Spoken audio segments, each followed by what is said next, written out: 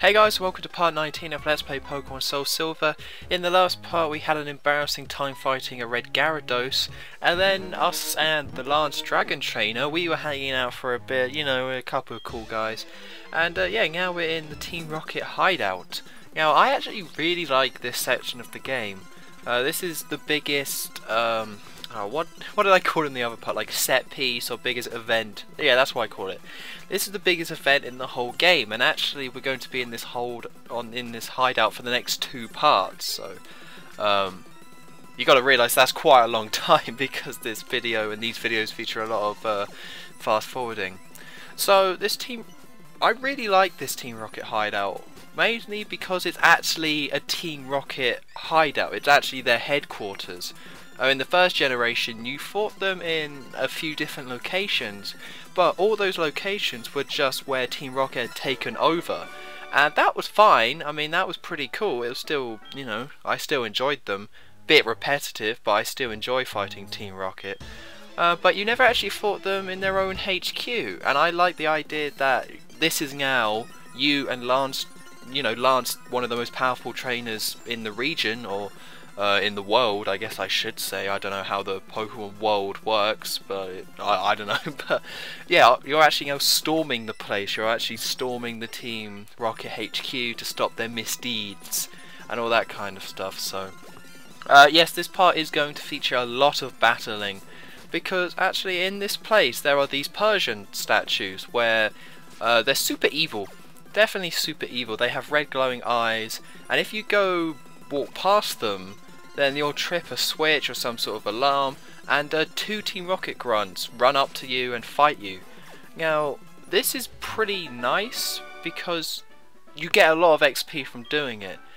This area that I'm now currently in isn't really that much of a maze, so if you want to avoid the Persian statues you can do that, but you know, I've already stated that Mr. Sublime is a low level and that I need to do a lot of training, so this place was pretty much ideal for me to train up Mr. Sublime and make sure, you know, he caught up, because by the end of this headquarters or this event I actually do have Mr. Sublime up at the same level, so I mean it obviously worked. So yeah, so Shadow Ball, because I needed Mr. Sublime to have some sort of attack. He just couldn't defend himself. Mr. Mime is actually a really good Pokemon, but not with Double Slap. So I thought I'd check out my bag just in case, just to see what I got. And very nicely, they give you Shadow Ball. They actually throw Shadow Ball at you in a lot of generations. I know in the 4th one you get it kind of easily. Because obviously there's a lot of TMs that you just get easily because they're just lying in a route, and Shadow Ball is probably one of the best ones that you find. And it's a ghost type, so it's just really useful to Mr. Sublime to have, and you're going to see in these next battles, or now in every single battle that Mr. Sublime is in, he can now actually defend himself and do a good job. Well, especially against a Drowsy for obvious reasons. Although it's kind of annoying because Shadow Ball is a ghost type move, so it doesn't affect normal types, so I kind of still had a problem against Rattatas or Rattatas, which is embarrassing because all these Pokemon are about the same level. They're not the exact same trainers each time, but they do have the same Pokemon where you trigger these Persian statues. Zubat, Rattata, Grimer, Drowsy, and I think I'm missing one other, but you can see it on screen. So yeah, really ideal for training right here. I was really happy that this came up. But for anyone who doesn't want to do a lot of training, or came to this place being like, well, I'm already pretty hench, I'm a pretty cool guy, I call myself a Gyarados, I'm a pretty cool guy, you know. Unlike that idiot Honest on 23, I actually caught the Gyarados, I didn't let it die, so in case you're thinking that, then you don't have to do these. There's only 2 of them that you actually have to do. Maybe 3. I have to, you know, I probably should have checked beforehand, but yeah, because if you explore this place enough, there's actually a switch in the middle of this whole area that turns every single one of them off. So if you're just like, well, this is kind of annoying and repetitive and I don't really want to be fighting Team Rocket grunts the whole time, go down here, go all the way along here, and then don't go that way. If you go down, I do show where it is, but yeah, there is a switch that turns them all off. But naturally I don't really want to do that because I need to get all the XP, and if this is the first time playing this game, then you're going to need the XP, because I don't want to spoil what the next gym leader is. But if you're like not an expert like obviously I am at Pokemon games, then you're going to need as much XP as you can get, because the next gym can really mess you up. You know, I've already stated we're now in the hard part of the game where you can easily get your ass kicked and easily lose. So if you're not feeling too confident, just make sure you take out all these rocket trainers. It's super easy XP. It doesn't take that long, really. It takes up a lot of this part, but it doesn't really take that long.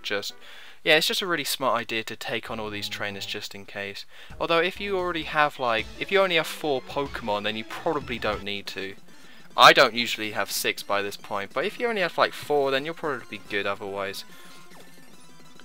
So one thing that this version of the game kind of benefits from, or you can benefit from because of this version of the game, is that the graphics are a lot better with this place. In the original game, when it came out, because I got it when it came out, so I was like 9, maybe 10, I couldn't really tell that it was the Persian statues that were triggering off, you know, the alarms for all the thingies to show up, all the Team Rocket grunts. I didn't know that the first time playing through the game.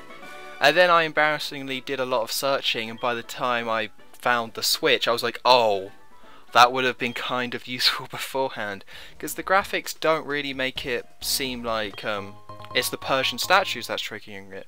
Which is why a lot of the Rocket Grunts actually say, haha, you idiot!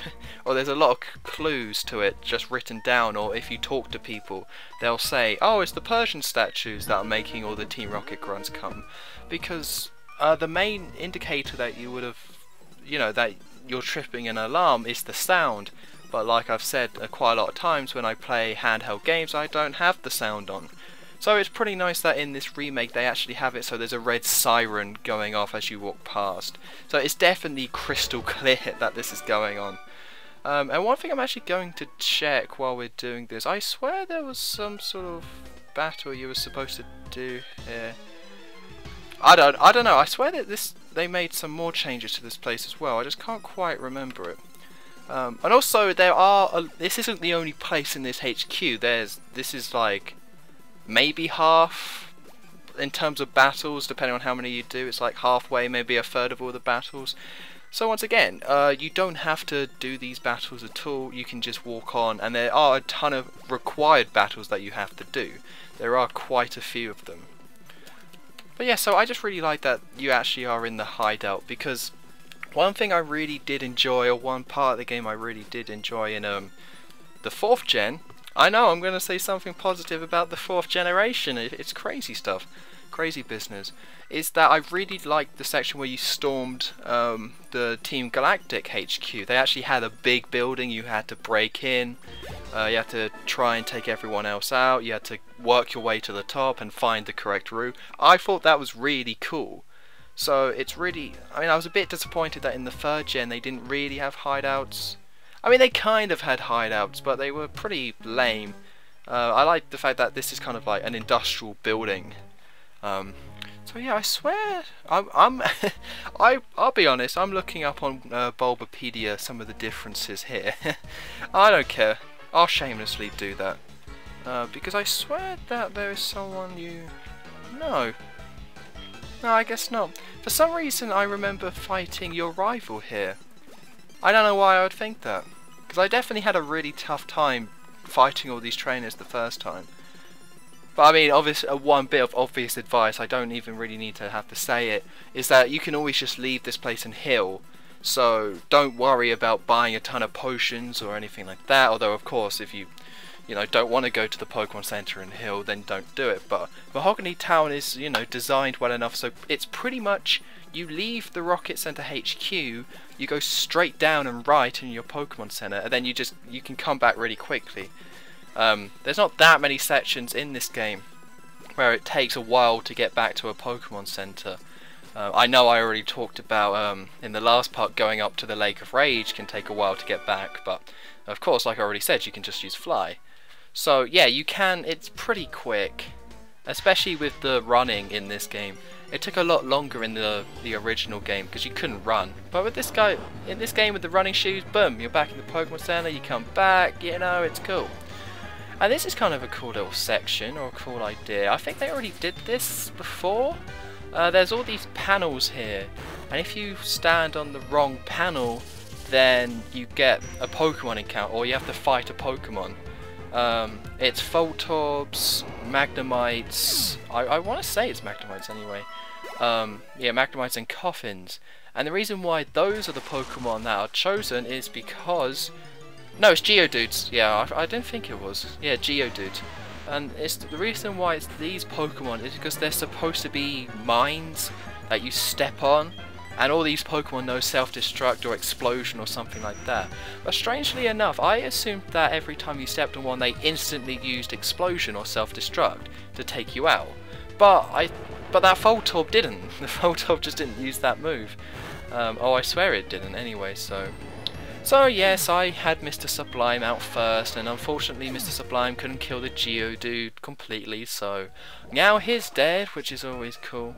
There's no real way of being able to tell exactly where the Pokemon are, but you don't even have to go across this grid, so if you don't want to fight these Pokemon, then just go round.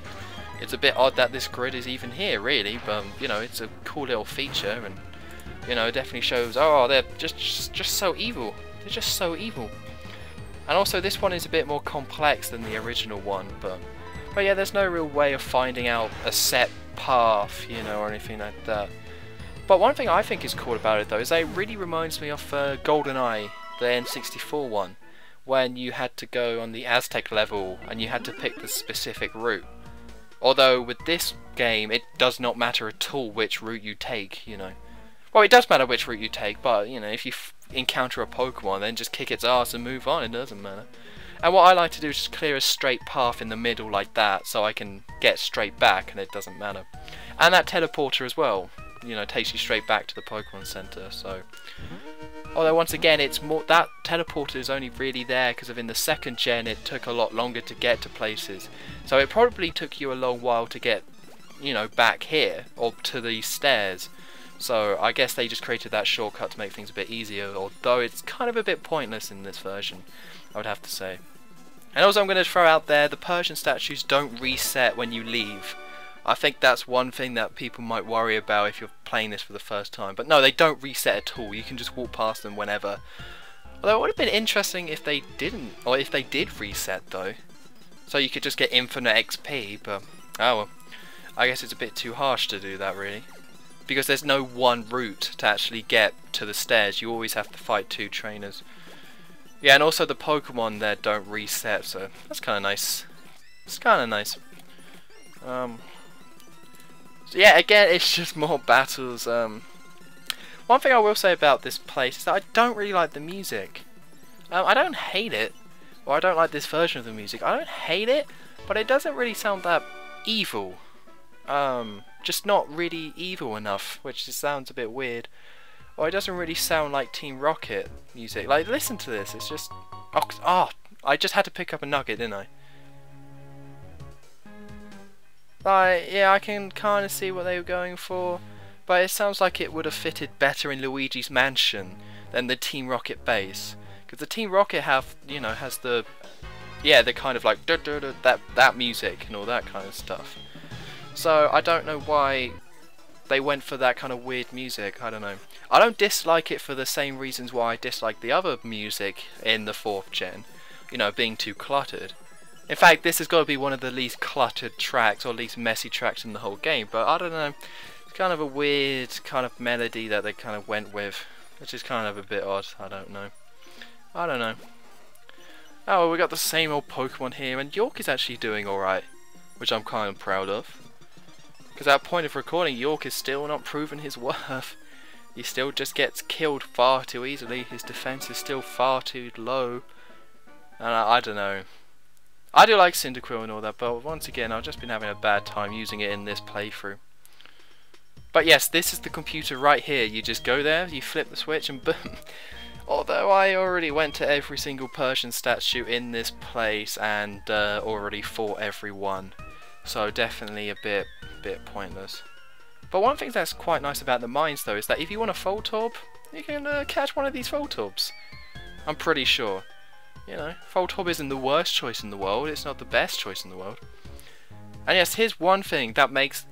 Yeah, this is one thing that makes that teleporter odd. Is that you would use it to go back and heal in the Pokemon Center. Because when you're leaving this place, obviously all the Team Rockets have been defeated.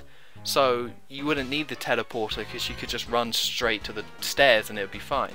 But you would use that to go back to the Pokemon Center, but it's right near the stairs. And if you go down the stairs, then there's Lance there. And he heals all your Pokemon for free. He just heals them all.